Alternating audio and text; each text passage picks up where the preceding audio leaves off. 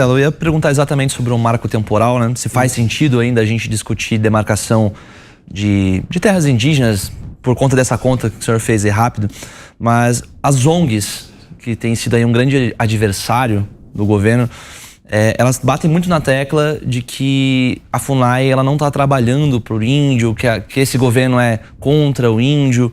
Inclusive a PIB, né, recentemente pediu fez um requerimento, de afastamento imediato do senhor das suas funções por uma suposta omissão nas demarcações das terras indígenas e também sobre a ausência sistemática de proteção a áreas já demarcadas como consta o documento, né?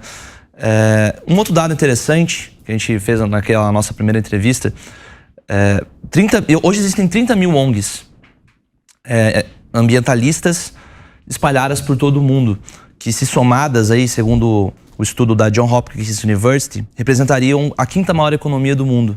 Como levar a verdade do que vocês têm feito dentro dessa narrativa que se colocam, nessas narrativas políticas, e levar realmente a verdade do que vocês têm feito, né? Porque existe aí uma grande diferença de orçamento, você até citou a questão dos seus funcionários, né? Entre a FUNAI e esses órgãos, essas ONGs internacionais, né?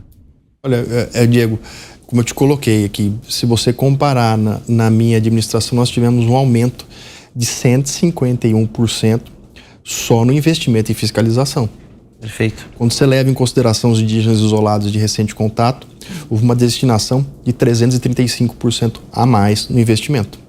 Também a contratação aí de 640 pessoas, que dá quase 1/3 do efetivo da FUNAI para atuação nessas áreas. De modo que as críticas existem, a gente sabe, mas elas não têm fundamento, porque se tivesse fundamento já teriam me afastado há muito tempo, porque não é a primeira vez que propõem esse tipo de ação, né? Então elas não encontram acolhida no Poder Judiciário quando efetivamente nós mostramos a realidade com números, estatísticas. E é engraçado, ninguém fala que este governo, que eu me lembre aqui,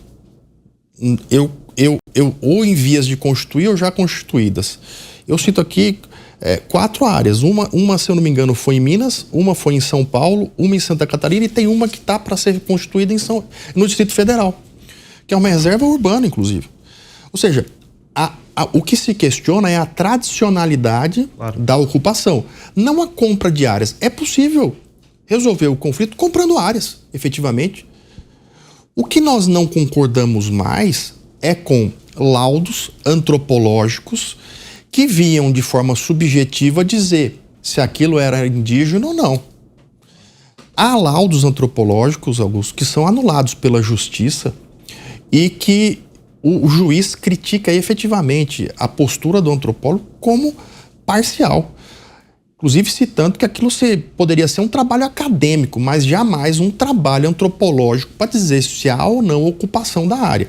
E mais, se a questão da tradicionalidade da ocupação dessas áreas fosse solução, por que há tanta miserabilidade nas áreas indígenas? Eu vou te dar um exemplo de uma situação que eu experimentei nos Chavantes. Logo do início da pandemia, a CESAI foi lá furar poços de água para permitir água potável aos indígenas. E nós entramos com a canalização e as torneiras para que eles pudessem ter água ali próximo das aldeias, né? E uma dessas entidades que atuam lá me procurou para dizer que também queria ajudar muito. E eu falei assim, mas vocês estão lá nessa área há quanto tempo? Nós já estamos lá há 20 anos. Essas áreas indígenas estão constituídas há quanto tempo? Já está aproximadamente desde a década de 80. Eu falei assim, vocês só descobriram agora que eles tomam água. É isso mesmo.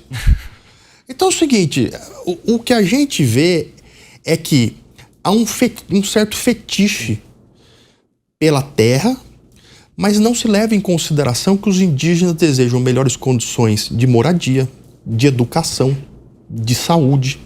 São direitos básicos.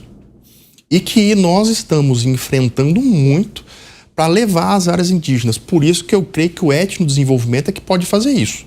Porque o etnodesenvolvimento permite que as comunidades se desenvolvam, eles podem ter a segurança alimentar garantida e o excedente de produção podem comercializar e oferir renda e dignidade, consequentemente. Então eu acho que essa é a solução e a receita que nós temos que levar. É lógico, existem os casos dos indígenas isolados de recente contato, mas isso é na Amazônia legal.